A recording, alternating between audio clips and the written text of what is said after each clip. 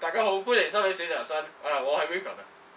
呢條片係想教大家一個殺人於無聲無息，唔使用任何工具，殺完人之後仲可以不受法律制裁，繼續逍遙法外嘅方法。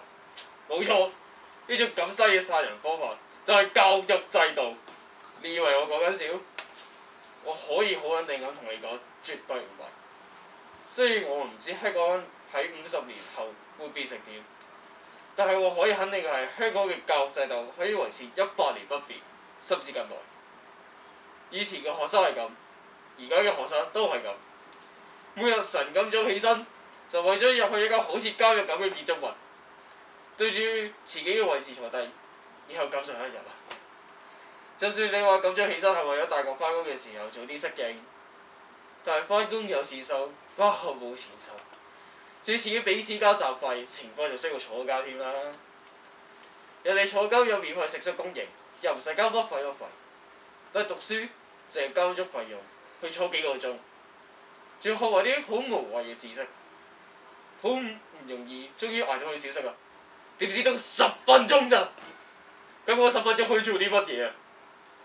排完隊去廁所已經夠鐘翻去啦，然後繼續俾啲老師塞啲好無謂嘅知識入你個腦度，臨走前仲要送啲紀念品俾你帶翻屋企，搞到你唔知要喺學校做，翻到屋企都要繼續捱，將你嘅痛苦由學校延伸到屋企，然後慢慢將你機械化，每日就只係重複住頭先講嗰啲流程。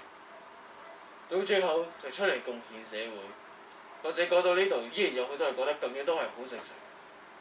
但係你知唔知道有一啲國家就好似芬蘭咁，佢哋嘅上堂時間比較短，仲要冇功課添。佢哋注重嘅係學生嘅身心發展，而唔係學生之間成績嘅競爭。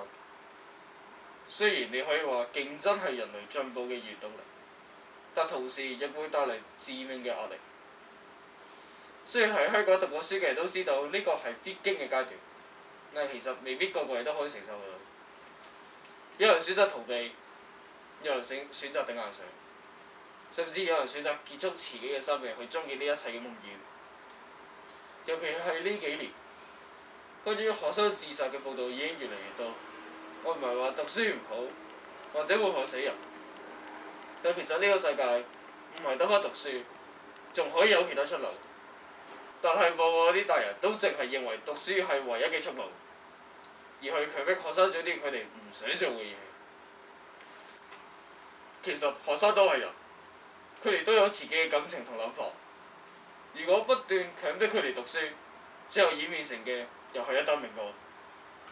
而間接導致呢啲慘劇發生嘅，就正正係覺得自己幫緊佢哋嘅老師同埋佢哋嘅父母一手造成。